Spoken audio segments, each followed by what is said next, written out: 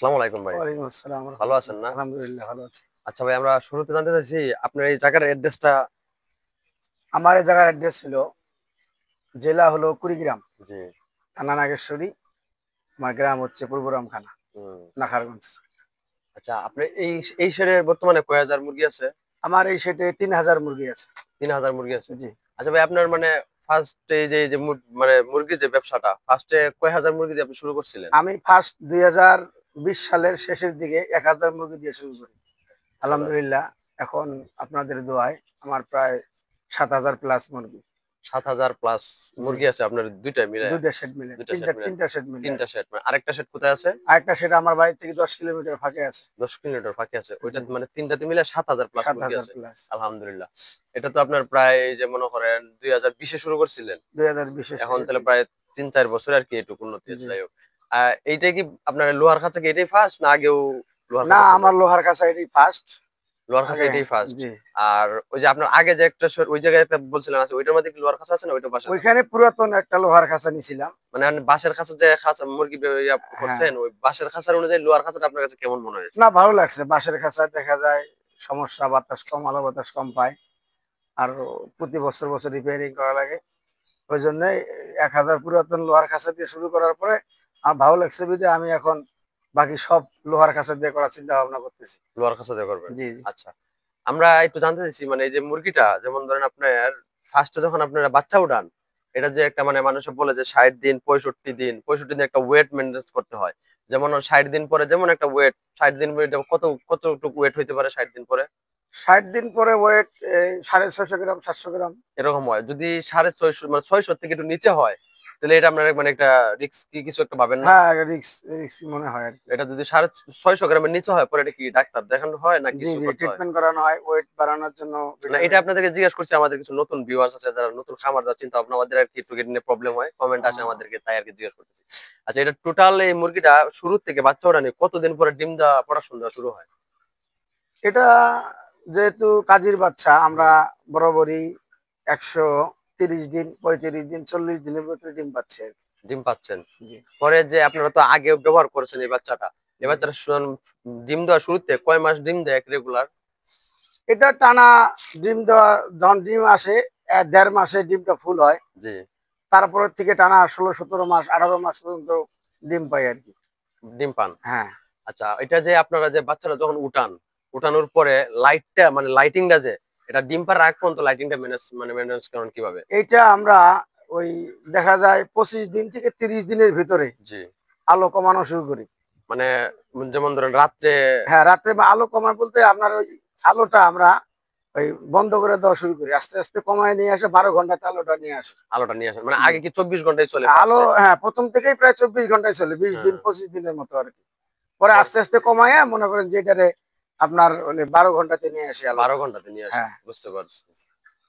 আচ্ছা, এই যদি নতুন যে আমাদের ভিউয়ার্স আছে ওরা নতুন প্রজেক্ট করতে যাচ্ছে, ওরা যদি ১০০০ মুরগির মানে ফার্স্ট মনে করেন যে ওদের জায়গাটা আছে আর গড়টা যেমন ধরেন গড়টার সাবজেক্ট আলাদা। এমনি গড়ের কাজটা বাদ দিয়ে এমনি যে একটা মানে ১০০০ মুরগির ব্যবসা নিয়ে নামতে চায়, কেমন বাজেট পড়তে পারে? এটা এখন আপনাদের একটা আইডিয়া। বাজেট এটা ডেকোরেশন এর উপর নির্ভর করে। না, এইজন্য তো আমি বললাম গড়ের ডেকোরেশনটা ওদের আলাদা। হ্যাঁ। ওটা ওদের মতন ওরা যদি করবে। গড় বাদ দিয়া। আমরা আগে যেরকম শুরু করছিলাম জি, বাঁশের খাঁচা দিয়ে, জি। আমাদের ঘর সহ প্রায় ১১ লাখ টাকা লাগতো। গড় সহ ১০.৫ ১১ লাখ। ১০.৫-১১ লাখ টাকা। আচ্ছা, এটা তো আপনার বাসার খাঁচা যেহেতু আনছেন, এটাও তো নতুনই শুরু করছেন। নতুনই হ্যাঁ। এখনকার অনুযায়ী এটাই কিন্তু মানে বোঝা যায় এটার পরিমাণ লাগবে। জি, জি। এটার ভিতরে আপনার ৩,০০০ মুরগি আছে। এটাতে কত টাকা গেছে গড় বাদে? শুধু একটা ঘর আইডিয়া। বাদে ৬০ দিন বয়সে তো ভেবে ৬০ দিন বয়সে কত গেছে একটা আইডিয়া তাও? এটা মনে করেন যে ৬০ দিন বয়সে এখন ৫ লাখ। ঘর বাদে আপনার খাঁচাতে গেল প্রায়, খাঁচা কিনতে যা দাম সেটাই গেল। মানে টোটাল তাহলে বোঝা যাইতেছে ৬ লাখ আর হলে ৫ লাখ। প্রায় ১১-১২ লাখ। ১১-১২ লাখ টাকা মানে খাঁচা গড় বাদে। ঘর বাদে গড় এখন বাদে পর্যন্ত ১১-১২ লাগছে লাখ। আরকি। ১১-১২ লাখ চলে গেছে ৬০ দিন। ৬০ দিন আরো তো ৬৫ আরো দিন তো বয়স। যেহেতু যে দিনগুলা গেছে, আরো এই দিন গেলে পরে ডিম পড়াশোনা জি, আসবে। জি, জি। তার মানে বোঝা যাইতেছে এই দিনের ভিতরে আরো ৫-৬ লাখ যাওয়ার সম্ভাবনা, খাদ্য আরো বেশি লাগবে। আরো বেশি লাগবে না? জি, জি। আচ্ছা, বুঝতে পারছি। নতুন ভিউয়ারদের জন্য বলছি, এটা তো মানে ৩,০০০ মুরগি, আপনারা ভয় পান না। ৩,০০০ মুরগির জন্য একটু বেশি খরচ হচ্ছে। যেহেতু ৩,০০০ মুরগি আপনারা যখন ফার্স্টে সবার জন্য বলি 1000 নিয়ে নামবেন, 1000 নিয়ে নামার পর দেখবেন কি অবস্থা। আর কিছু কিছু আমাদের মতন এই যে বায়ুধন খামারি আছে, ওদের এখানে যাবেন, ওদেরকে ভিজিট করবেন, ভিজিট করে ওদের কাছে কিছু পরামর্শ নেবেন। খাসাটা এটা আপনার যে গাজীপুর থেকে কোথা থেকে আনছেন? গাজীপুর রহিম ওয়ার্কশপ থেকে। রহিম ওয়ার্কশপ। আপনারা ওনার এখান থেকে তো এটাই ফার্স্ট আনলেন। এটাই ফার্স্ট আর নিয়ে আসলাম। আগে যে আমাদের এই যোগাযোগটা পাইছেন কিভাবে? যে আমরা ওনাদের ইউটিউব চ্যানেল ছিল, ইউটিউব ওখান চ্যানেল থেকে থেকে দেখছেন। যোগাযোগ করছি। আচ্ছা। আমাদের যে মালের যে কাজ, মানে আপনারা আমাদের ছেলেরা যে আপনার এখানে কাজ করছে, ওদের মালের মানে ওদের কাজের না কোয়ালিটিটা ভালো, আলহামদুলিল্লাহ ভালো লাগছে। ভালো লাগছে না? আপনাদের কাজ অনেক সুন্দর। এই যে নিপেল যে লাগানো হয়েছে, আপনি কি সব চেক করা হয়েছে আপনার? হ্যাঁ, পুরাই সব চেক করে সব নিছি চেক করে আমরা। জি দেখছেন না? জি। খাসার মান কোয়ালিটি আপনার না ভালো আছে। সব ভালো হ্যাঁ, ভালো ভালো লাগছে ভালো আপনার? লাগছে আর কি। আচ্ছা, তারপরেও আমি ভিউয়ার্সদেরকে বলি, আমাদের এখানে একটা কথা আমি সবসময় বলি যে একবার খাসা নিবেন, লাইফ টাইম সাপোর্ট পাবেন। যে কোনো সময় আমাদের সাথে যোগাযোগ করবেন, আমাদের হটলাইন নাম্বার দেওয়া থাকে, যোগাযোগ করবেন। আমরা আপনাদেরকে একবার খাসা নিবেন, লাইফ টাইম সাপোর্ট পাবেন। খাসা নেওয়ার প্রয়োজন নেই। যারা আমার ভিউয়ার্স আছেন, আমাকে কল দিবেন, আমার নাম্বার আছে, আমাদের কল দিবেন, লাইফ টাইম সাপোর্ট দিয়ে দেবো আপনাদেরকে। আচ্ছা ভাই, আমরা এখন আপনার সেটটা পুরো একটু ঘুরে দেখাবো। আসেন। আমরা প্রয়োজন মানে আমরা সবসময় টাঙ্কি স্ট্যান্ড আমরা দেই। ভাইদের এটা মানে ঘরে কাপ নিবেল ছিল বাচ্চার জন্য, ওই ক্ষেত্রে আমাদের স্ট্যান্ডটা প্রয়োজন হয় নাই। ওরা এখান থেকে আর কি লোকাল মিস্ত্রি দিয়ে এটা বানানো হয়েছিল। স্ট্যান্ডটা হয়তো লোকাল দিয়ে বানালো, অনেক হেভি হয়েছে। তারপর আমার খুব ভালো লাগছে, এটার জন্য ওরা ভাইদের নিজস্ব টাঙ্কি ছিল, ওইটা আমরা ব্যবহার করেছি, ওইটাই বাইরে ব্যবহার করছে। সামনে আসো। এটা হচ্ছে ভাইদের যে টাঙ্কিটা, আমাদের সেম টাঙ্কির মধ্যে স্ট্যান্ডের মতো, এটা একটু বড় করে আর কি ওরা পার্সোনাল করে নিয়েছে। ওই যে ওই ক্যামেরাটা ওইদিকে ধরো, ওই যে আমাদের ইনলাইনের যে লাইনটা, ওইটা বাইরে করা ছিল, আমরা এটা থেকে টান দিয়ে বের করছি। বের করার পরে এই যে এদিকে আসছে, আসার পরে আমরা প্রত্যেকটা ইনলাইন যেরকম ভাবে ব্যবহার করা হয়, সেম ব্যবহার করা হয়েছে। আমাদের ইনলাইনটা একটু নিচের দিকে নামায় দেখা দাও। হ্যাঁ, আমাদের সেম ইনলাইনটা ব্যবহার করা হয়েছে। তারপর আমরা আস্তে আস্তে গ্যাস পাইপের দিকে যাই, পরে দেখাবো। আমাদের এখানে আমরা যে চায়না খাদ্যের পাইপটা ব্যবহার করি, দেখতে পাচ্ছেন, ওইটাই ব্যবহার করা হয়েছে। খুব হেভি একটা চায়না খাদ্যের পাইপ আমরা এটা ব্যবহার করছি। এটা তো সেম খাদ্যের পাইপটা ব্যবহার করেছে, দেখতে পাচ্ছেন পুরো পাইপের উপরে আমি খুব হেভি একটা পাইপ আমাদের স্ট্যান্ডটা ব্যবহার করা হয়েছে। এটা 34 অ্যাঙ্গেলের যে স্ট্যান্ড, এটা গ্যালভানাইজিং করা, যারা কখনো জং আসে না তো সহজে। জং তো বিশেষ করে আপনারা জানেন, জং জিনিসটা আজকাল স্বর্ণের মাঝে জং ধরে, এটা তো লোহা, জং ধরবেই।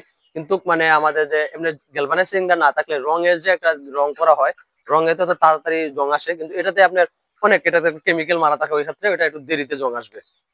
আচ্ছা, আমরা এখন চলে যাই আমাদের খাঁচাতে। আমাদের খাঁচাটা বিএসআরএম এর 10-12 তার দিয়ে তৈরি করা। আমাদের বটমটা হচ্ছে 12 তারের, মানে তলার পাশটা, যারা বটম বুঝবেন না, আমাদের যে তলাটা এটা হচ্ছে 12 তারের, মানে তলটা এটা 12 তারের। আমাদের যে উপরের পাটটা এটা 10 তারের।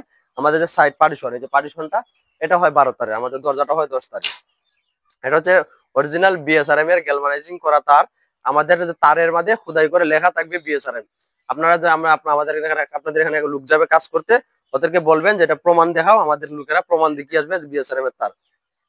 আচ্ছা, এটা ফুল খাঁচাটা এখান থেকে এখানে একটা খাঁচা, ফুল খাঁচা আপনার লম্বায় আছে 66 ইঞ্চি, মানে 60.6 ইঞ্চি, 5 ফিট 6 ইঞ্চি একটা খাঁচা আছে ফুল।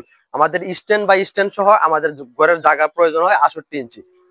একটা খাঁচার পোস্তে আছে এটা 14 ইঞ্চি, পোস্তে 14 ইঞ্চি, মানে গ্যাপটা আছে 14 ইঞ্চি। আর আমাদের যে ড্রেনের যে স্ট্যান্ডটা, এটা 80 ইঞ্চি স্ট্যান্ড প্রয়োজন হয়। আচ্ছা, এই খাঁচার একটা গ্যাপ হয় আমাদের 22 ইঞ্চি, 22 ইঞ্চির ভিতরে 4টা করে মুরগি থাকতে পারে, খুব সুন্দর রিল্যাক্সে থাকতে পারে মুরগিগুলা। আমাদের এই যে নিপেলটা আমরা সবসময় ব্যবহার করি, আমাদের যে চায়না অরিজিনাল যে চায়না নিপেল। আমি সবসময় ভিউয়ারদেরকে একটা কথা বলবো, যেখান থেকে আপনারা নিপেল নেন না কেন, একটা জিনিস দেখে নিবেন যে নিপেলটা যে চায়না আছে কিনা, অরিজিনালি যে চায়না লেখাটা আছে কিনা। যদি না থাকে, মনে করবেন এটা ডুপ্লিকেট নিপেল, এটা নিবেন না, নেওয়ার থেকে একটু বিরত থাকবেন। আস্তে আস্তে সামনে আসো, আমি সবকিছু আপনাদেরকে স্ট্যান্ডের খাঁচার সবকিছু দেখিয়ে দিলাম। এবার আমরা সামনে ফুল একটা ভিউ নেব।